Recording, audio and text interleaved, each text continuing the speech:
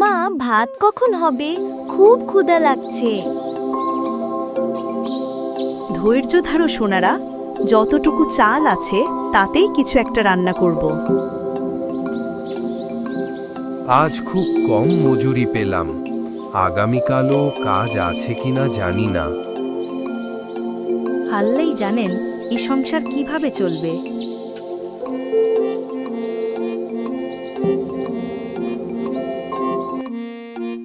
এ আবার কেমন হাড়ি? পুরনো হলেও এর গায়ে যেন আলো ঝলমল করছে।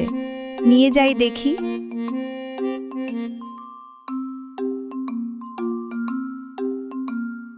এ কি, এক মুঠো চালেই হাঁড়ি ভরে উঠেছে ভাতে। আল্লাহ, এটা তো আশ্চর্য ঘটনা।